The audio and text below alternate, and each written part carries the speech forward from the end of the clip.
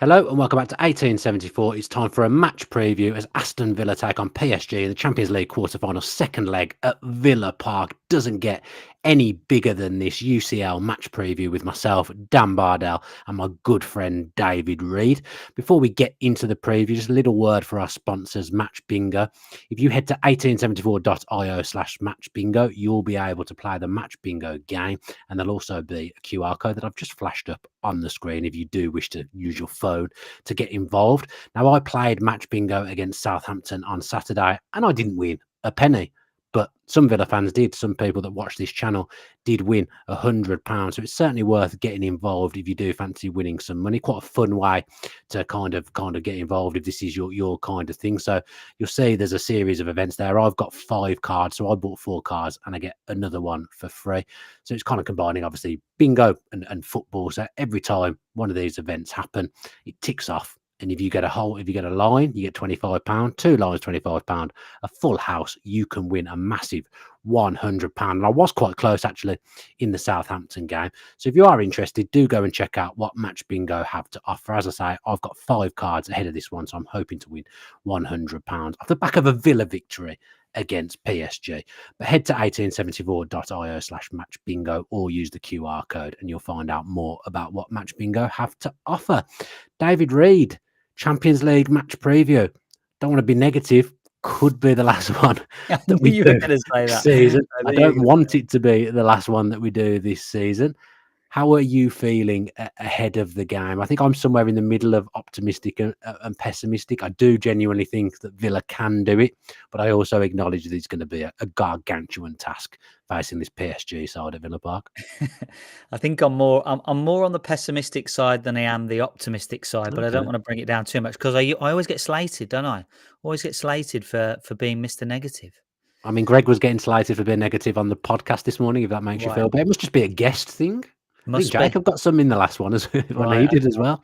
Which would be a guest thing. Yeah, or I've got lots of burners and I'm having a go at the people that do it with me to make myself better. Wouldn't surprise me, Dad. Wouldn't surprise me. No, I'm definitely more pessimistic than I am optimistic. But I think all supporters can do is give the team as much backing as possible tomorrow, however the game goes, because there is a scenario where Villa are out of the tie early in the game, and if that's the case, it's up to the stadium and the supporters to continue to get behind the team and use the rest of the game to almost thank them for the journey that they've taken them on. So that is one scenario, but that's probably the most negative scenario going. So if I'm going to be more positive, Villa could go out and get an early goal and really stick it on PSG early. Do I expect that to happen? Not too sure. I'm still not sure how he's really going to approach this game. Does he go all out attack from the start? Probably not. I think my hunch is, as a more general thing, is to play conservatively for the first half and try and keep the tie as it is, 0-0 on the night to half time, and then begin to open up at the start of the second half. That's my kind of general overall feeling as to how Villa might approach it. Yeah, my webcam taking some abuse in the comments. I'm not sure why it would be poor quality. So I've just turned it down, just in the hope that refreshes things and makes them a little bit better. I'm not sure what Dave Reed is seeing on the old webcam. Do I look okay to you? Well, I am seeing you, but it's not in your usual HD magnificence.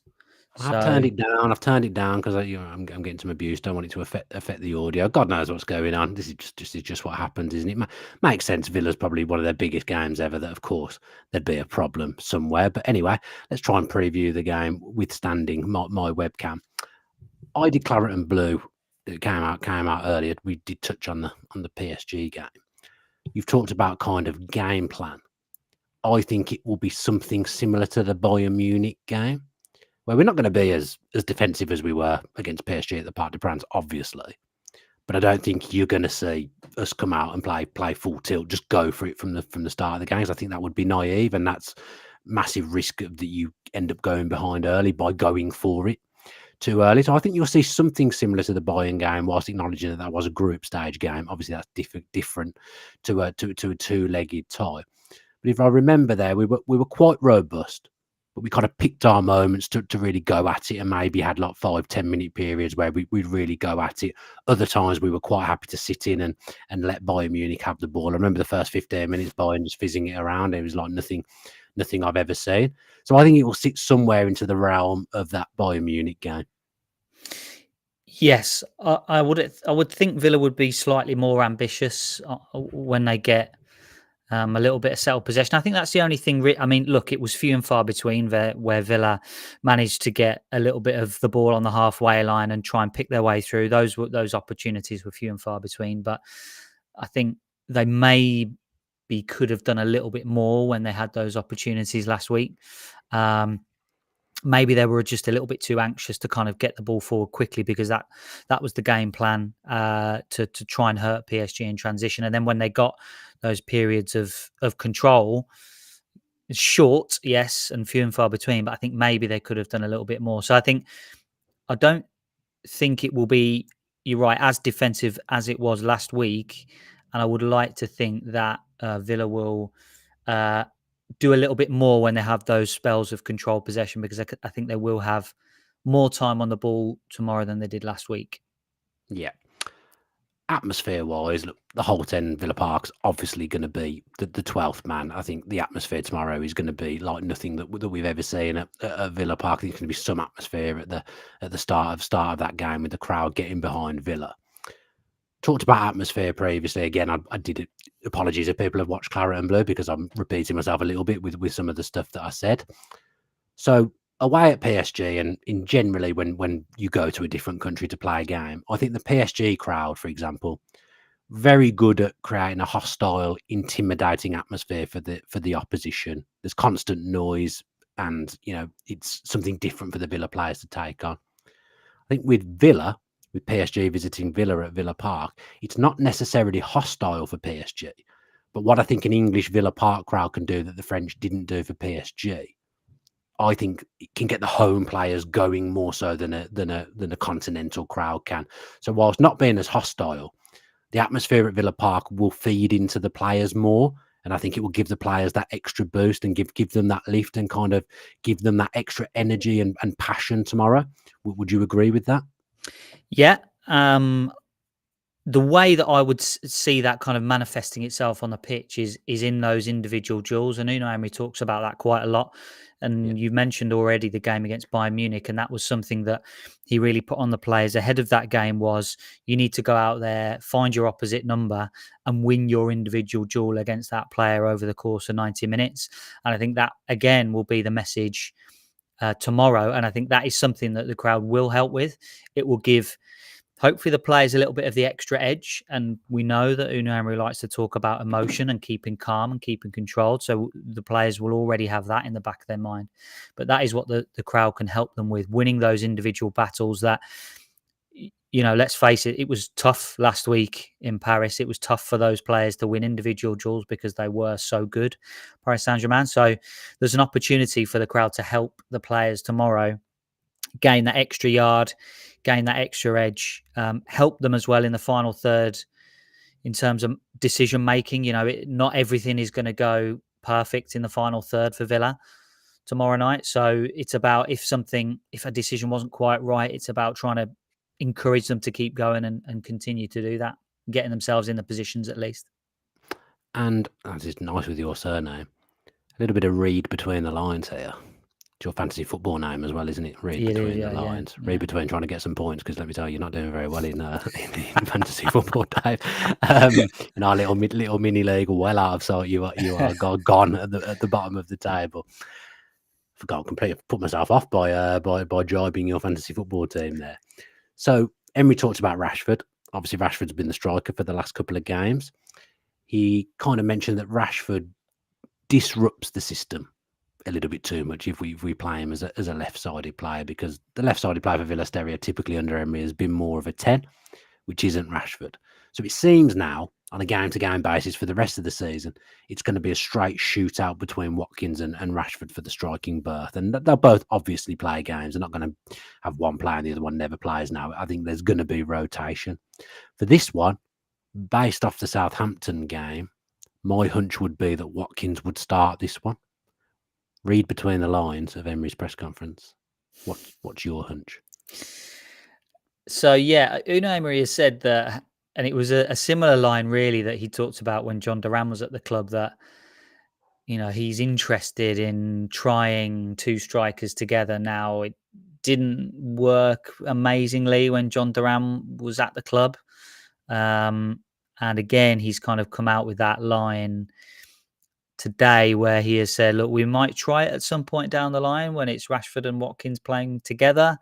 But right now is not the right time to try those two players up front at the same time. So they're not going to play together. And it felt like, certainly when Villa signed Rashford anyway, Emery talked about him playing as that left-sided player and cutting in and being able to create from there. But as time has gone on, I think Emery has adjusted his opinion slightly, and now he sees him as a number 9 and a striker that can start in that forward position and then drift wide, rather than starting in the wide position and drifting centrally. So it means that there is a shootout basically between Watkins and Rashford. So my hunch is that Rashford starts over Watkins tomorrow. My only thought on that is that if Villa, which I think they will, start the game and play a little bit conservatively, the opportunities might arise more in transition. And that's not me knocking Ollie Watkins in transition, because he's been brilliant and he is brilliant at that. Maybe Marcus Rashford gives you a little bit more running, a little bit more pace.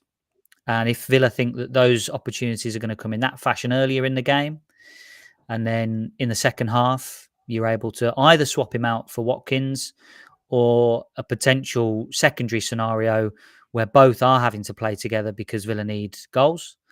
I think that's a scenario that might happen as well. So, and I've kind of said before ahead of the PSG game, really, that you've signed Rashford for these kind of nights. You're paying him the money that he's being paid to play these games and to produce in these games. And in the Southampton preview, we did touch on PSG. Obviously, I think Rashford had a good first half against PSG last week. I think second half, maybe it kind of coincided with Villa not dealing with the PSG pressure as well, maybe in the second half as they did in the first half. But I thought Rashford was better in the first period than he was in the second period, whether that was down to, physically not having enough in the tank, or because he was having to do a lot of running last week. But my hunch for the game would be that Rashford would start up front and Watkins is the option from the bench, whether that is as a replacement for Rashford or as a player that would come on alongside him in the second half when Villa need to open the game up. We disagree. I mean, I'm going to be honest, I missed some of what you said because BT Internet seems to not want to exist for me tonight. And it's not BT, actually, it's Sky Internet, Dave. Sky Internet, even worse. Sky Internet seems to not want to work for me tonight. So I did disappear. I don't know whether I disappeared off the screen, but I couldn't hear what was going on for about a minute of what you were saying. But I think we disagree. I think Watkins starts because I think Emery will think Rashford's a better weapon off the bench. And Damien Vidagani's talked about this starting 22, hasn't he, on social media now, rather than a starting 11. So the subs are obviously important. I think they'll back Rashford to make more of an impact off the bench if the game's in the balance than they would Ollie Watkins, although obviously Watkins did what he did against Southampton. But I just think with his direct running, bringing him into the game, whether it be for someone off Watkins or whether it be for Ollie Watkins, I think they'll look at that as being a better use of the team for this game. 3 behind then. Oh, sorry, Dave. Going to say something? I was just going to say the only sort of trade-off you have with that is if it comes at a point in the game where PSG are kind of happy with what they've got and are trying to defend on the edge of their own box, then is that the best use of Marcus Rashford, playing him in congested areas where he hasn't got space to run into? That's the only trade-off that you get with that. Yeah, that's fair. I'm sure we're going to disagree here now as well with the 3 off the striker. I'm going Rodgers, Asensio, McGinn. I'm not sure which combo. I mean, McGinn and Rodgers could probably play either side in that one. What about you? I'm kind of the same opinion. I mean, there was a thought that maybe Ramsey would start again. Yeah, I'm not too sure how he's going to approach it. I think if he picks the same 11 as last week, I can see the scenario where McGinn plays wide, because I think Villa needed a little bit more help in those wide areas defending, and I think McGinn gives you that. The only issue then is that you kind of need your width from the right hand side. So then is Cash going to be the guy to provide that width? But then if it's Asensio starting, he's going to play as the 10. Rodgers is going to play wide. Ramsey's going to play wide, or McGinn, and therefore where's your width coming from there? And I'm a bit like, well, how's that going to work in practice? Because Asensio wants to play in the hole, Rodgers wants to get in that position, Ramsey or McGinn might want to get in that position. So I'm a bit like, does that mean that area becomes a little bit too congested in there? So I'm a little bit unsure as to how he's going to go. So my thought would be that it's going to be the same 11 as last week, and Asensio would be on the bench. Okay. So I've just got this hunch for Rodgers on the left and McGinn on the right, and then Cash can go forward because McGinn is good at covering off the right side. I mean, he learned how to play right back under Steven Gerrard, even though he was central midfield. So I just got a hunch for that. We probably will agree on the rest of the team. I think Martinez, Cash, Konsa, Powell, Luca Dean, Tillemans and Kamara. I think we can probably agree on that. And then I think you're bringing Matson into the game. Yeah, I mean the only other option then is to play Disassi at right back. I mean, I don't think he'll do that. If he decided to do that, then he would need someone to provide some width on the right hand side. So there's kind of trade offs within the team, isn't there? If you're playing a defensive right back, you need someone to provide width. If you're playing, which we didn't have it in Paris. Yeah, and if you're considering that Villa might have a little bit more of the ball, you might want someone to provide a bit of a headache for Nuno Mendes defensively. So, yeah, it's. I think we can agree. I mean, I think that would be the back four and the two in midfield. I think Disassi got. Well, I mean, to be fair, Kvaratskhelia was unbelievable, wasn't he? The goal was ridiculous. He had him in a tumble dry, poor old Disassi. So I did have a little bit of sympathy for him coming in cold at half time and then getting that stuck on him like a couple of minutes in. So I had a lot of sympathy for him there. I don't think it was particularly his fault, but Cash was struggling, I think, in that first half trying to contain him. He's just one of the best wingers in the world, and that's why my thought would be that maybe McGinn would play out wide on the right just to offer that little bit of help. And then maybe it'd be either Ramsey or Rodgers on the left, and then Asensio up front with Rashford or Watkins. I mean, Kvaratskhelia is Jack Grealish on speed. Really, just absolutely a ridiculous player. It's just the disguise and everything he does. Really, you think he's going to do one thing, and he leaves it to the very last moment to drop the shoulder and go the other way. And also it's the change of speed as well. That's so good, where those types of players will just slow the ball down, and then just change of pace, and he's gone by you. It's scary. I think Villa did well just to even hold on to the coattails of PSG last week. Do you think they go with the same front three? Or do you think Bacola plays? It's difficult for us to gauge what PSG are going to do. Let's be honest about it. We're not avid watchers of Liga, and obviously they haven't had a game this weekend, which could come into play in the kind of tail of the tape, couldn't it? Them having no game at the weekend and being well rested. Villa probably had to do a bit more in the Southampton game than maybe they would have expected, but Emery would have picked his team around what he plans to do on Tuesday night, in terms of some players will have been played to get minutes into them so that they're going to start. Some players were rested. Kamara played about 30 seconds, didn't he, in the game. McGinn didn't play very much. So Villa have got players that are rested as well. But their front three, I mean, it must be a nice problem to have, because they're all exceptionally high level players. But do you think he'll probably, bearing in mind the last time they played was Villa, he's probably got no reason to change it? To be honest, I just don't think it matters. I just think they're either way. They're all so good, and I think we could pick two of them, can't we? I think Kvaratskhelia and Dembele play regardless. Yeah, but I mean, Doué was so good. He was so good, and you swap in like for like. Really, you swap in quality for absolute top tier quality, and they all know what they're doing in that PSG team, on the ball and off the ball. Like last week, I just thought their counter press when they lost the ball was unbelievable. Like they just suffocated Villa. As soon as they lost the ball, they had one player had three around them, and they were just so good in that respect. And that's what Villa are going to have to try and play through tomorrow night, and it's going to be so hard. It's going to be so hard. I mean, there's been a suggestion here about Onana playing as a number 10, which why on earth would he do something that he's never done before and play a player who isn't a number 10 in a number 10 position? I mean, what Onana does give you is a set piece option.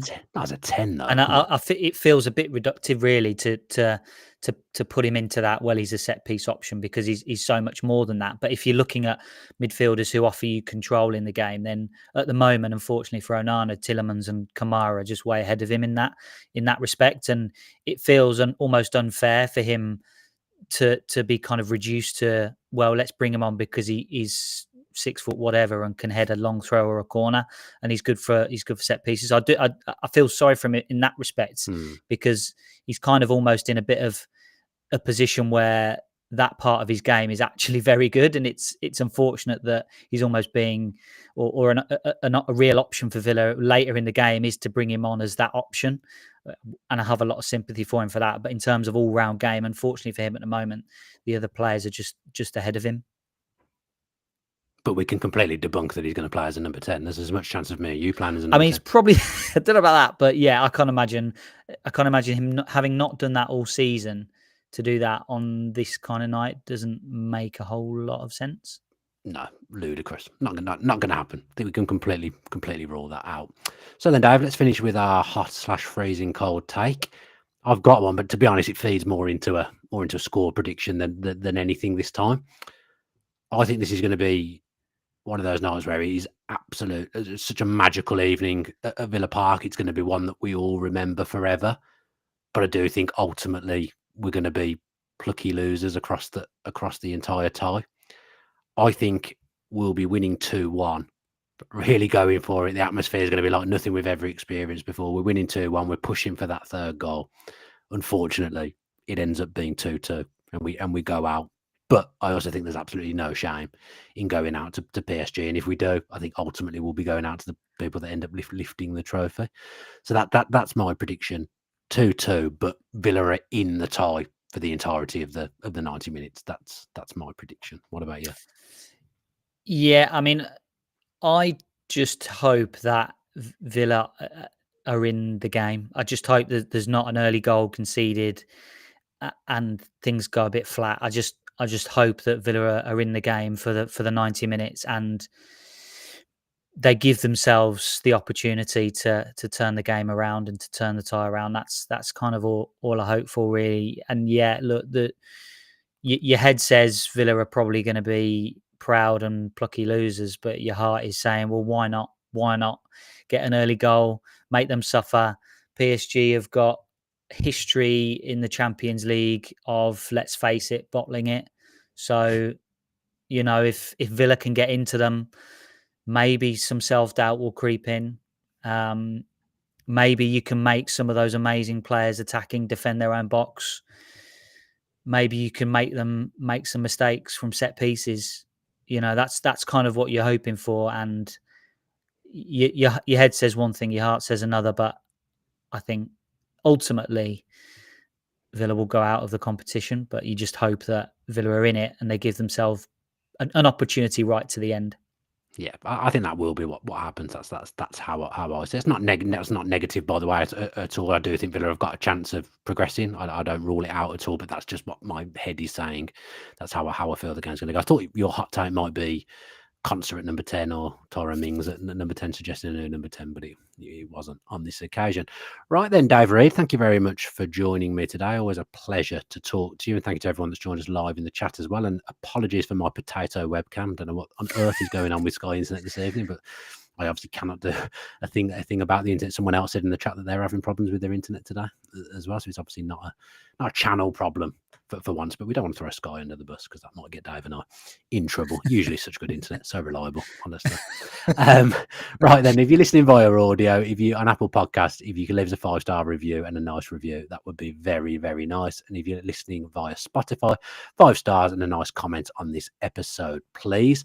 For those that are going tomorrow night, I will see you there at Villa Park. I'll be the one carrying my struggling dad into the ground. That's what I do every single week. You're not going, are you, tomorrow, Dave? Not going?